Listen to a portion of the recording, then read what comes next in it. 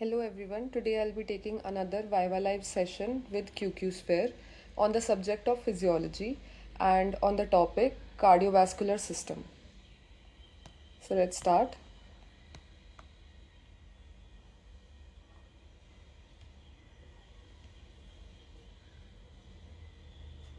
Welcome. Let's begin with the cardiac cycle.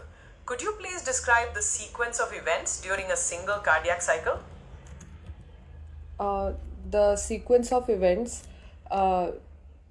during a cardiac cycle is atrial systole, which lasts for 0.1 seconds, the atrial contraction, isovolumetric ventricular contraction for 0.05 seconds, ventricular ejection for 0.3 seconds, isovolumetric relaxation for 0.1 seconds, and ventricular filling for 0.3 seconds. That's a good summary of the timings. Which particular part of this cycle is associated with the first heart sound and what causes that sound? Remember, this information is not medical advice or diagnosis. Please see a healthcare professional. The isovolumetric ventricular contraction, which lasts for 0.05 seconds, corresponds to the first heart sound or S1. It's when the ventricles start to contract, closing the mitral and tricuspid valves, but not yet opening the semilunar valves. Exactly. Closure of the AV valves produces the first heart sound.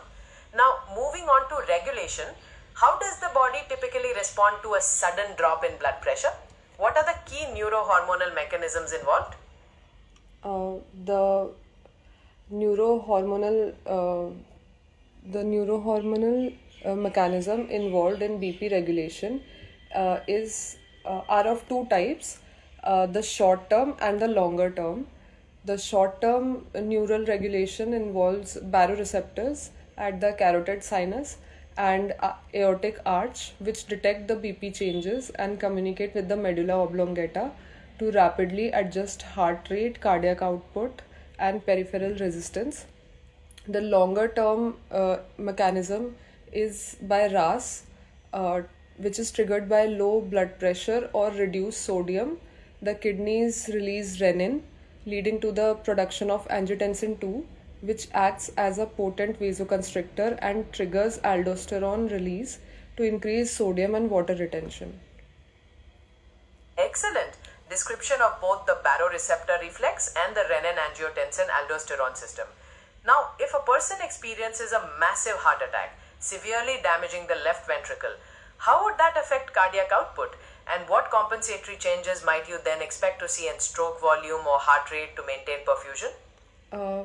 In case of a massive heart attack, the cardiac output will be significantly reduced, and the compensatory changes we will see are increase in peripheral resistance and increase in stroke volume and heart rate to maintain perfusion.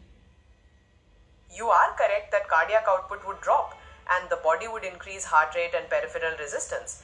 However, with a damaged ventricle, an increase in stroke volume would be very difficult and could lead to further heart failure. What specific neurohormonal pathway triggers that increase in heart rate and resistance?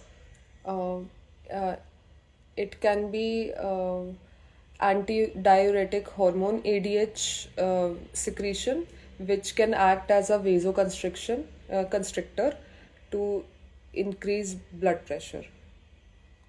Yes, ADH can contribute, particularly with significant drop in volume, and leads to water retention. What immediate sympathetic nervous system activation pathway directly raises heart rate? You've already mentioned the baroreceptor reflex, so think primarily about its efferent limb.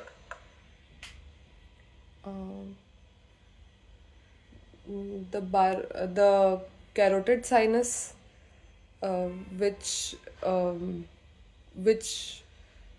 causes vagus nerve stimulation by sympathetic system. The carotid sinus is where the baroreceptors are located, but your answer confuses vagus nerve stimulation with the sympathetic response. Vagus nerve activity slows the heart rate. The sympathetic nerves, on the other hand, release norepinephrine to increase heart rate. Now, could you explain the main difference between arterial baroreceptors and cardiopulmonary receptors regarding blood pressure regulation? I don't know. Can you please explain? Certainly, but we should ideally continue testing what you know. Arterial baroreceptors sense pressure in the major arteries, while cardiopulmonary receptors monitor pressure in the atria and large veins, responding more to volume changes. Now, can you tell me what a typical normal cardiac output value might be for an adult at rest?